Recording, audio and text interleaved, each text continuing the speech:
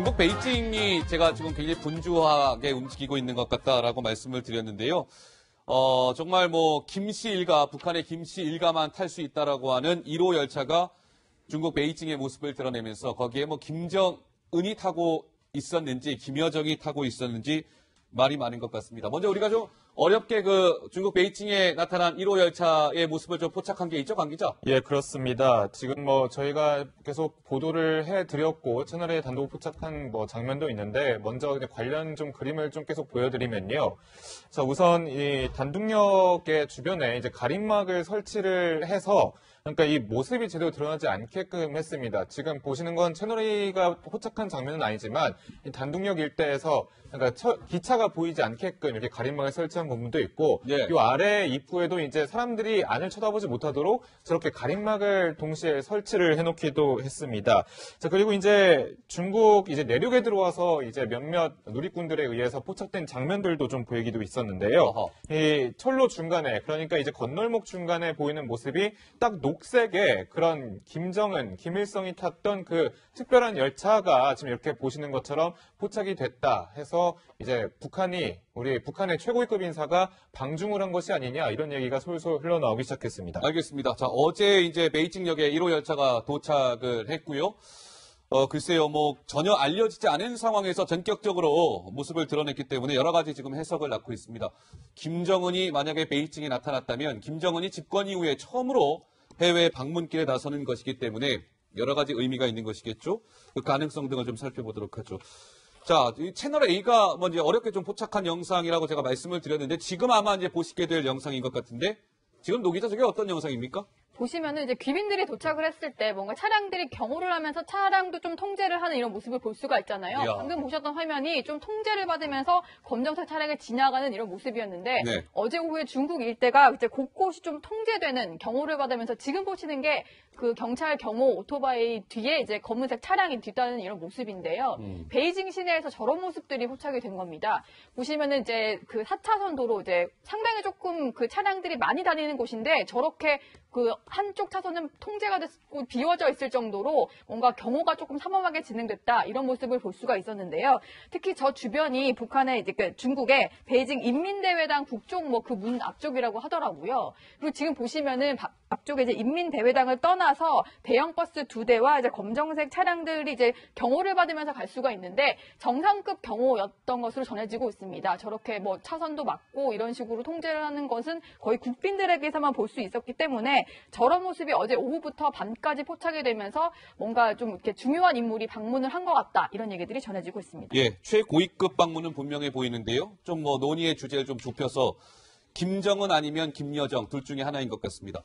자, 근데 지금 뭐 조금 전에 제가 방송 들어오기 전에 뭐 일본의 언론이죠, 뭐 산케이 신문이나 이런 데서는 아예 김정은이 지금 베이징을 방문하고 있다 이런 보도까지 좀 나오고 있더라고요, 신부장. 예. 예, 김정은 갈수록 시간이 지나면서 김정은일 가능성이 높다는 이제 보도들이 많이 나오고 예. 있습니다. 왜냐하면 저렇게 철통같이 보안이 지켜진다면 김정은일 가능성이 더 크다고 이제 보는 거죠.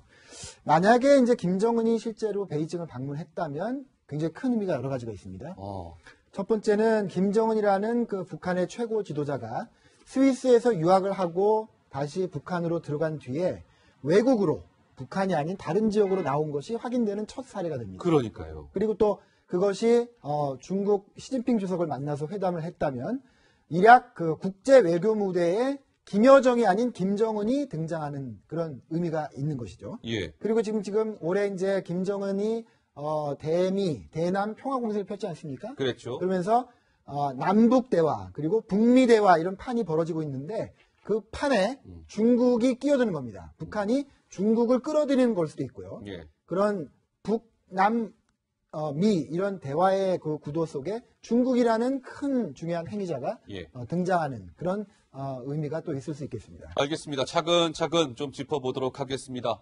어제 만약에 김정은이 지금 베이징을 방문한 것이라면 어제 도착을 해서 1호 열차로 도착을 해서 중국 베이징에 있는 인민대회당에서 시진핑 중국 국가주석과 3시간 동안 회담을 한 것으로 알려지고 있습니다.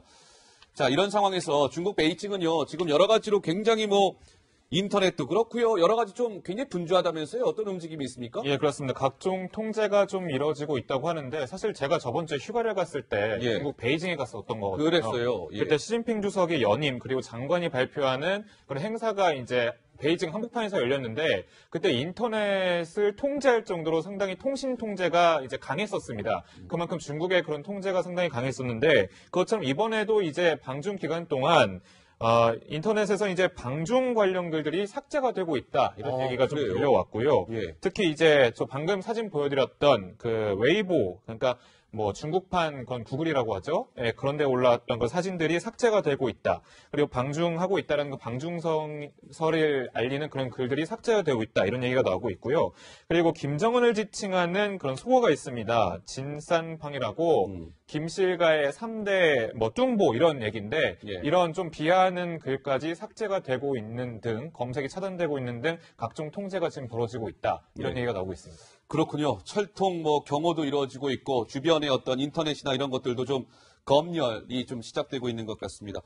근데 이 보면은 일전에요. 지금 그러니까 김정은이 지금 베이징을 방문했다라고 저희가 콕 집어서 말씀드릴 수 없는 것은 중국이라든지 뭐 북한이라든지 이곳에서 공식적으로 발표를 하지 않고 있기 때문인데 근데 김정은이 만약에 내가 중국을 방문하면 일제히 좀 비밀에 붙여달라 이렇게 보도 중국 정부에 요청한 적이 있었다면서요? 네, 2013년에 저희 채널A 단독 보도로 알려진 내용인데 사실은 그때 이제 거의 집권 초기였잖아요. 근데 만약에 방중이 좀 이루어지게 된다면은 그 본인이 이제 방문 사실을 나중에 좀 공개되도록 비밀에 붙여달라 이런 것들을 요구한 적이 있었다고 합니다. 이게 다 아버지의 선례를 따라서 그렇게 한 거였는데 사실은 이제 김정일 같은 경우에는 뭐 중국을 여러 차례 방문을 했었지만 그때마다 거의 평양에 돌아온 순간에 공개가 될 정도로 사실 방문 자체는 늘 비밀에 붙였다고 하더라고요. 예. 그래서 이제 아버지의 어떤 그 생전의 방중을 조금 본받아서 그런 식으로 이제 선대 코스프레 하는 거 아니냐 이런 얘기들이 나오는데 어쨌든 예. 이제 본인이 늘 간다면은 비공식 비밀 방문 그리고 뭐 특별 열차를 이용한 것도 사실은 아버지 김정일도 그런 식으로 이동을 했기 때문에 그런 것들을 염두에 두고 중국 측에 요청하지 않았겠느냐 이런 얘기들이 나오고 있습니다. 예. 뭐 잠깐 이 소식은 좀 짚고 갈까요? 조금 전에 좀 전해진 소식은요. 오후 4시 10분에 그러니까 지금 4시 34분인데요. 한 24분 전에 이 1호 열차가 4시 10분에 베이징역을 출발했다. 지금 속보가 마침 나오고 있군요. 북한의 최고위급 누군지는 모르겠으나 김정은일지 김여정일지는 모르겠으나 최고위급을 태운 특별 열차가 오후 4시 10분에 베이징역을 출발했다는 소식이 전해졌습니다. 오후 4시쯤에 베이징에서 평양으로 출발했다. 뭐 이런 거고요. 중간 지점인 중국 단둥역에 자정쯤에 아마 도착하는 것으로 단둥을 한 자정 정도에 이렇게 지나서 북한으로 이제 들어가는 것으로 지금 그렇게 동선이 예측이 되고 있습니다. 예, 신부장 말씀하시죠. 예, 김정은인 것 같은 정황도 있는데 예. 1박 2일밖에 안 된다고 하면 또 김정은이 아닐 가능성이 높은 증거이기도 합니다. 김정일이 생전에 최고 지도자가 된 다음에 7번 베이징을 방문했거든요. 그런데 가장 짧은 게 3박 4일이었고요. 예. 2박 3일이었고 1박 2일 단 하루 머문 경우는 없었어요. 그러니까 하루 뭐 20몇 시간 걸려서 와서 예. 저녁 먹고 바로 떠난다는 얘기거든요. 이거 굉장히 실무 방문에 가깝기 때문에 과연 김정은이 그렇게 급하게 하루 왔다 가는 그 행보를 했을까? 예. 김정은스럽지 않은 겁니다. 왜냐하면 김정은이 지금까지 버티고 있고 베이징에 안 간 이유는 그 파이를 키워가지고 예. 중국이 좀 더 뭔가를 많이 해주는 그런 상황을 기다려서 베이징 방문해주고 그걸 얻어내려고 하는 그런 작전이었다고 보는데 네. 지금 아무것도 뭐 보장된 것이 없는 것 같은 이런 상황에 단 하루 왔다가 갈까? 그런 것이 나중에 알려지면은 김정은의 권위에 도움이 될까? 그렇지 않거든요. 예. 그래서 1박 2일 스테이라고 보는 거는 좀 김정은이 아닐 가능성을 좀 뒷받침하는 증거가 아닌가 싶습니다. 예, 뭐 여러 가지 가능성을 열어두고 저희가 이야기를 해야 될 것 같습니다. 김정은일 수도 있고요, 아닐 수도 있는 부분입니다. 그런데 지금 중국에서 이제 어제 1호 열차가 도착해서 하룻밤을 묵었잖아요.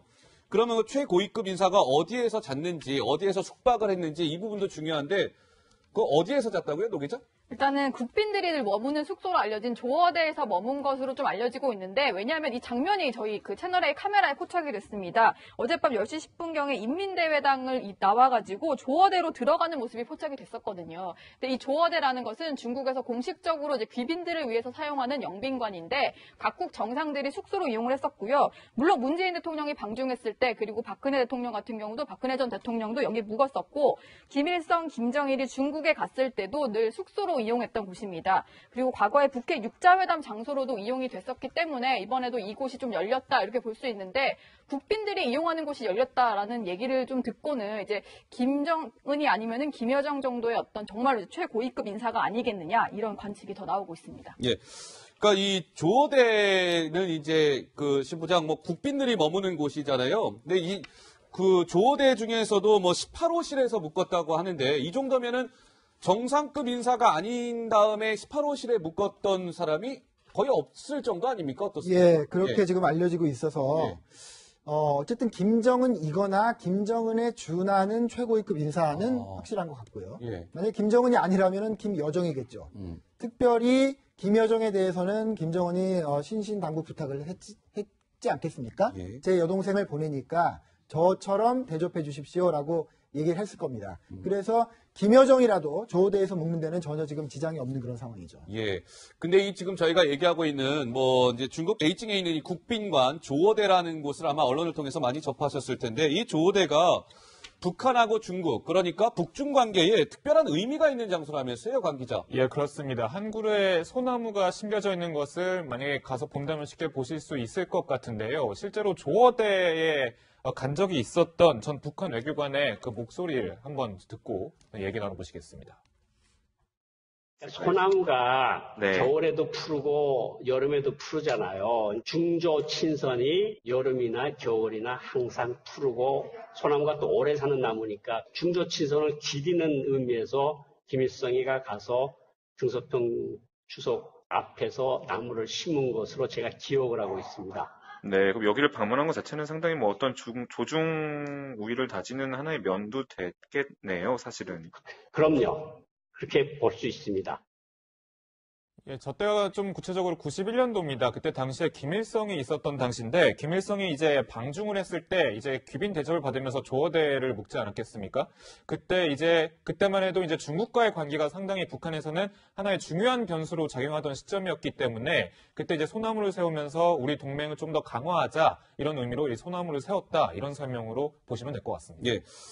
자, 그렇다면 어제 오후 3시에 1호 열차가 도착을 했고, 어제 오후에요. 이제 도착하자마자 오후 3시에 도착을 해서 조어대에서 이제 휴식을 취한 이후에 최고위급 인사가 인민대회당에서 지금 뭐 일정표가 나오고 있습니다. 3시에 도착을 했고요. 숙소 조어대에서 이제 휴식을 취하다가 베이징에 있는 인민대회당에서 북중 회담이 있었는데, 시진핑 주석이 직접 나왔다고 하고요. 한 3시간 정도 머리를 맞댔다고 합니다. 그리고 나서 이제 밤에 조어대로 돌아가서 이제 1박을 하게 된 건데, 저 3시간이라는 게 아까 신부장 말씀대로 정말 철저하게 실무형 회담이었다, 이렇게 봐야 될까요? 예. 이제 정상회담이 통상 있으면 그 앞이나 뒤에 또 실무회담이 열리긴 하는데, 네. 지금은 이제 정확한 정보는 없는 거죠. 어쨌든 근데 시진핑 주석이 실제로 3시간을 만났다면, 그건 또 김정은이거나 김여정이거나 뭐 모든 범위 안에 있습니다만, 어떤 얘기를 했을까 이제 굉장히 궁금하지 않습니까? 예. 그런데 우리가 북한이라는 사회가 굉장히 과거의 전례를 중요시하는 사회인데, 김정일이 자기가 최고 지도자가 된 다음에 2000년 5월 29일 날 전격적으로 베이징을 처음 방문합니다. 근데 원래 1983년에 간 적이 있었는데, 그때는 이제 아버지의 2인자였고요. 예. 7년 만에 처음으로 자기가 최고 지도자로서 베이징을 방문하는데, 그때가 마침 그 다음 달 6.15 정상회담, 6.15 공동성명이 나오기 뭐 한 달도 안 된 그런 시점이었잖아요. 그렇군요. 그래서 지금도 혹시 김정은이 문재인 대통령과의 정상회담을 앞두고 중국에 간 것이 아니냐. 예. 그다음 그때는 뭘 했냐 하면, 제가 오늘 기사를 찾아봤더니 예. 역시나 한 달 뒤에 있을 김대중 대통령과의 남북 정상회담에 대한 계획, 예. 우리가 이런 거를 얘기하고 요구하고 하겠다는 계획을 이제 그 당시에 장점인 중국 국가주석한테 브리핑을 했거든요. 예. 만약에 이번에 김정은이든 김여정이든 어쨌든 다음 달에 남북 정상회담에서는 우리가 이런 얘기를 할 것 같다. 예. 그리고 북미회담은 이런 방향으로 지금 협상을 하고 있다. 예. 라는 것에 대한 브리핑 정도가 오가지 않았을까 싶습니다. 아, 그렇군요. 자, 그렇다면 뭐 김정은 가능성도 있습니다만 뭐 사실 이게 지금 확인되기가 어렵기 때문에요. 김정은이 아니라면 김여정일 가능성도 충분히 있거든요. 자, 김여정 가능성 꾸준히 제기가 되고 있는 상황이죠, 관 기자? 예, 그렇습니다. 이게 만약에 김정은이라면 첫 외국 방문이 되게 되는데 그러면 이렇게 비밀리에 짧게 다녀오겠냐는 게 전문가들의 그런 설명인데요. 그거 외에도 저희가 추가적으로 설명을 들을 수 있었습니다. 아까 얘기 들으셨던 고영환 전 북한 외교관 목소리 듣고 오시겠습니다. 김정은이가 갔을 가능성이 조금 낮은 게 아직 중국하고 관계가 서먹서먹한데 이렇게 갑자기 김정은이가 가는 모습이 자존심도 상할 것 같으니까 우선 자기 동생을 좀 보내서 정지 작업을 한 다음에 중국에 가려고 하는 그런 모습이 조금 더 가능성이 높지 않을까 이런 생각을 합니다. 네. 그러니까 뭐 고영환 전 외교관 같은 경우는 뭐 김여정일 가능성도 충분히 있다. 뭐 이런 전망이고 분석인데 신부장 어떻게 보십니까? 예. 네, 그렇습니다. 김여정일 가능성은 지금 배제할 수 없고요. 예. 그런데 김여정이라면 또 이런 의미가 있겠죠.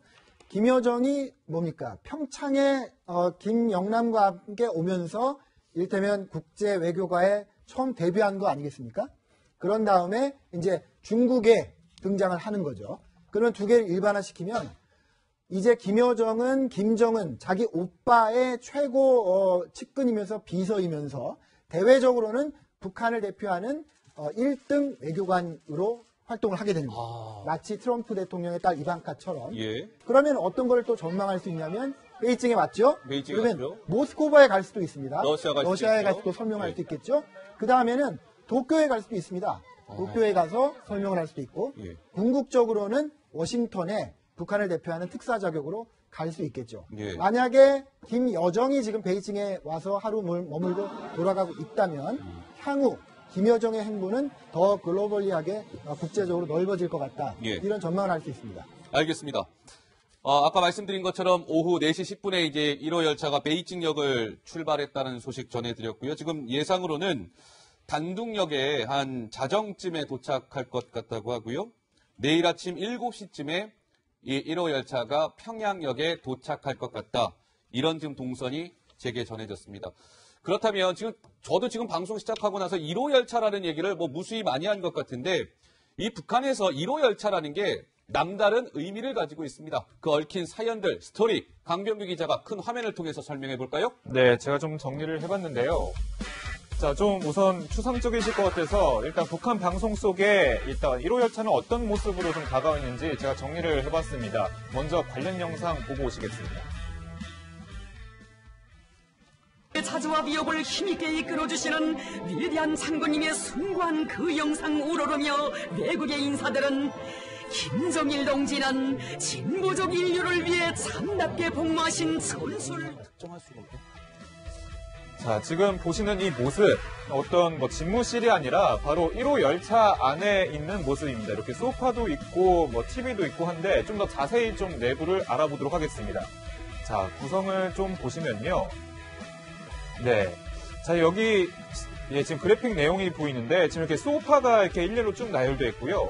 지금, 보셨던 이 장면은 이쪽에 위치해 있는 이 모습이었습니다. 근데 이게 뒤에 보시면 벽걸이 모니터도 보이시고, 그리고 가장 중요한 것은 이 스텔스 기능이 있다는 겁니다. 이 밖에 외벽 자체가 위성에 잡히지 않는 재질로 만들어졌기 때문에 함부로 쉽게 감지가 되지 않는다라는 이점이 있다는 거고요. 그리고 반탕용 철판이 이렇게 바닥을 장식을 하고 있습니다. 그래서 이 바닥 밑에서 어떤 폭발물이 터지더라도 이 칸을 좀 위협할 수 없다, 뭐 이런 얘기까지 좀 들려오고 있습니다. 자, 다음 내용 한번 좀 보시면요. 자, 그런데 이런 열차인데 김정일은 상당히 많이 애용을 했습니다. 그중에서 2001년도인가요? 23박 24일 러시아 순방을 다녀왔을 때 모습을 보고 계신데 지금 왼쪽에 이 사진이 좀 자세히 보시면 유리창이 좀 깨져 있는 걸 보실 수 있습니다. 이 순방 당시에 취재진의 그런 카메라에 잡힌 모습인데 이렇게 기차가 좀 낡았고 그리고 23박 24일 동안 무리하게 기차 여행으로만 기차만 고집해서 러시아에 가는 그런 일정을 두고 사람들은 이렇게 얘기했습니다. 아니 21세기에 19세기 여행을 하면 되느냐 이런 지적까지 나온 건데 과연 이 기차 김정일이 타던 기차는 지금 어디로 갔냐면요. 좀 저희가 좀 모습을 좀 확인하실 수 있는 게 지금 바로 이게 최근 이제 김정은이 집권한 이후에 그 북한의 영상입니다. 여기가 바로 금수산 태양궁전인데 이게 바로 김정일이 탔던 그런 기차인데 김정일이 와서 가끔 구경을 하고 아버지를 떠올리는 그런 수단으로 자리 잡아 있습니다. 자, 그럼 김정일이 타던 기차는 이렇게 전시가 되어 있는데 김정은이 타는 이 특급 열차, 특별 열차는 과연 어떻게 되어 있냐? 조금은 개조된 것 같다 이렇게 얘기가 들려오고 있는데요. 자, 우선 색깔만 보면 다 흰색입니다. 흰색 벽지 그리고 흰색 탁자. 아까 아버지 시대에서는 소파가 있었는데 그 소파보다는 뭔가 입식으로 좀 자리를 다시 배치한 그런 느낌이 들고 노트북과 전화기 등 통신수단은 당연히 좀 구비를 한 모습을 볼 수 있습니다. 이렇게 세대가 달라질수록 이렇게 기차 모양도 좀 달라진 모습을 볼 수 있을 것 같습니다. 1호 열차에 얽힌 비밀, 강병규 기자의 브리핑을 통해서 시원하게 풀어드렸습니다. 자, 근데 이게 보면 1호 열차님은 이제 정말 김일성, 김정일, 김정은 최고 지도자만 타는 열차인데 근데 지금 강 기자 설명한 것 이외에도 엄청난 것들이 저 1호 열차에 숨겨져 있다면서요, 도 기자? 네, 강 기자 설명드리면 스텔스 기능에다가 바닥은 이제 방탄으로 좀 되어 있다 이렇게 좀 얘기를 했는데 그것뿐만이 아니라 만약에 조금 이제 김정은이라든지 좀 최고위급 인사가 탔다 싶으면은 그 탑승한 열차를 사이에 두고 앞 뒷칸에는 경호병력과 지원 요원이 탑승한 열차가 또 이제 뒤따르게 된다고 합니다. 특히 예전에 이제 김정일 같은 경우에 중국을 방문했을 때는 총 17량의 어떤 열차가 연결이 되어 있었고 앞뒤로는 당연히 경호 인력이 배치가 됐었고요. 그리고 테러에 대비해서 이제 김정일이 서는 역마다 경호와 비밀 요원 등 한 100여 명 정도가 미리 도착을 해서 철저하게 테러에 예방하고 이제 방지를 했다 이런 얘기가 전해지고 있습니다. 예. 근데 이제 김정은이 저 열차에 탔는지 김여정이 탔는지는 모르겠습니다만 북한 입장에서는 엄청나게 경호에 신경을 썼을 것 같아요. 시청자 여러분들 기억하십니까? 재작년 2016년에 신부장 실제로 저 1호 열차에 대한 폭파 시도가 있었다면서요? 폭파 시도 사실입니까? 정확하게 확인은 안 되겠죠. 네. 예, 그런 설이 있었던 건 사실인데 그거보다 좀 더 사실에 가까운 거는 2004년입니다. 2004년에 예. 김정일이 베이징에 가던 그 기차입니다. 평양에서 신우주를 일단 가야 되잖아요. 예. 그래서 이제 철교를 넘어서 단둥으로 가야 되는데 신우주 바로 가기 전 50km쯤에 있는 용천역에서 폭발 사고가 일어났습니다. 그래서 그 기차가 제가 정확하게 기억이 나지 않지만 지나갔거나 지나가기 직전에 폭발 사고가 났는데 그거는 명백하게 김정일을 암살하려고 했던 예. 누군가의 그 폭발 사건 음모라고 지금 북한이 인식하고 있는 것 같아요. 예. 예. 그리고 말씀하시죠. 예. 예. 김정은에 대해서는 아까 말씀하신 대로 2006년에 그런 시도가 있었다. 그리고 탈북자들이 그런 간간히 지원을 하지만 정확하게 확인은 안 되고 있는 그런 상태 같습니다. 예. 그래서 저는 또 하나 궁금한 것이 김정은이든 김여정이든 신부장 저 중국 베이징을 열차로 가면 시간이 오래 걸리잖아요. 사실 비행기로 가면 금방 갈 수 있거든요. 김정은 같은 경우는 아버지인 김정일과 달리 어디 다닐 때 비행기 많이 이용했잖아요. 그리고 김여정 박람회했을 때 한번 생각해보면 비행기로 왔잖아요. 비행기로 금방 올 거리를 왜 저렇게 열차를 탔을까? 전 그 이유도 좀 궁금하더라고요. 그렇습니다. 김정은이 등장했을 때 네. 많은 사람들이 중국 가는 스타일도 달라지겠다. 예. 왜냐하면 김정일은 고소공포증이 있었어요. 그래서 아예 비행기를 못 타는 사람이었습니다. 예. 겁이 나서. 근데 김정은은 그렇지 않은 것 같고 국내에서도 비행기를 타니까 예. 이제 중국 갈 때도 김정은은 비행기를 타고 가고 저렇게 공개적으로 하겠구나. 전 세계 언론에 자기를 드러내고 서우드 공항에서 영접을 받는 모습을 드러내겠구나 했는데 지금 만약에 이번에 갔다 온 게 김정은이라면 완전히 그런 예상을 빗나가는 거거든요. 예. 그러니까 북한 입장에서는 만약에 왜 그랬을까? 보안에 문제가 있었겠지만 중국도요 굉장히 힘듭니다. 오바마 대통령도 트럼프 대통령도 미중 정상회담을 하기 위해서 베이징에 갈 땐 비행기 타고 옵니다. 간단하죠. 공항에서 영접해서 데려가면 되는데 이 기차가 오면요. 지금 보십시오. 아까도 가림막도 설치해야 되고 예. 그 건널목에 교통 통제도 해야 되고 예. 그 사전에 폭탄이 있는지도 다 점검을 해야 되고 그러니까요. 중국도 굉장히 어렵게 정말 유일하게 북한만 예. 그 열차로 받아주는 거예요. 왜? 그만큼 북한 지도자들이 암살과 사고의 그런 두려움이 크기 때문에 네. 중국도 어쨌든 이제 북한을 좀 끌어내자는 거 아니겠습니까? 예, 예. 그래서 그 번거로움을 감수하고 이번에도 열차 방북을 허용한 것 같습니다. 자, 저렇게 수고로움을 감내하면서까지 1호 열차를 중국 베이징이 받아들인 것은 뭐 시진핑 중국 국가주석의 오케이 사인이 있었기 때문에 가능했을 텐데, 그렇다면 중국이 왜 이렇게 전격적으로 북한의 최고위급 인사를 저렇게 맞았을까? 이른바 소위 지금 나오는 뭐 중국 패싱 뭐 이런 거에 대한 거 아니겠어요? 노 기자 어떻습니까? 네, 그렇습니다. 지금 이제 뭐 미국과 중국은 G2라고 해서 패권 경쟁에 나선 이런 상황이고, 특히 시진핑 주석 같은 경우는 헌법까지 개정을 해가면서 장기 집권 체제를 좀 마련을 했는데, 지금 이게 본인 어떤 중국을 둘러싸고 벌어지는 상황이 뭐 북미 회담, 그다음에 이제 남북 정상회담 이런 것들이 조금 진행이 되면서 본인들은 좀 빠져 있는 상황이잖아요. 아하. 그래서 계속 뭐 오자 회담을 하자고 하면서 뭐 중국도 네. 목소리를 내겠다 이런 식으로 좀 제안을 하고 있는 건데, 중국 패싱에 대한 두려움 때문에 조금 서둘러서 뭔가 남북 정상회담이 이루어지기 전에 우리 측의 어떤 좀 요구사항 같은 것도 북한에 전달할 필요가 있겠다 이런 생각을 했기 때문에 이런 만남이 좀 긴급하게 편성이 된 게 아닌가 이런 얘기들이 나오고 있습니다. 중국 패싱에 대한 우려 때문에 이제 저렇게 최고위급 인사를 맞았다 이런 거고요. 자, 그렇다면 이제 북한 입장에서 한번 보자고요. 북한의 최고위급 인사가 저렇게 중국을 전격적으로 찾은 것은 신 부장. 네. 일각에서는 지금 이제 트럼프 행정부가 초강경파 인사들로 꾸려지고 있잖아요. 그러니까 북한이 거기에 뭔가 위기감을 느끼고 우리의 우군인 중국과 좀 잘해봐야 되겠다. 이런 좀 위기감에 저렇게 베이징을 달려간 거다. 이런 해석도 나오던데 좀 어떻습니까? 그것이 바로 북한이 지금까지 강대국들의 틈바구니 속에서 줄타기 외교를 하면서 살아온 북한의 DNA 같은 겁니다. 예. 이쪽 강대국과 잘 지내서 뭔가 얻어먹을 게 있으면 얻어먹다가 또 그게 잘 안 될 것 같으면 이쪽으로 붙고, 그래서 과거에 중국과 소련 사이에서 줄타기 외교로 살아남았죠. 예. 지금 트럼프 대통령과의 대화가 점점 더 어려워질 것 같잖아요. 존 볼턴 외국 강경파 국가안보보좌관이 자리에 앉고, 그래서 정말 비핵화를 완전히 하기 전까지는 국물도 없다 이렇게 얘기하는 거 아니겠습니까? 예. 그런 상황에서는 또 중국이 아쉽게 보였겠죠. 그리고 또 하나 외부적인 환경은 이런 게 있습니다. 미국이 트럼프 대통령이 시진핑 주석을 좀 봐주면서 북한 문제에 협조해주면 우리가 통상 문제 삼지 않을게 이렇게 했던 기조가 지금 최근에 바뀌고 있잖아요.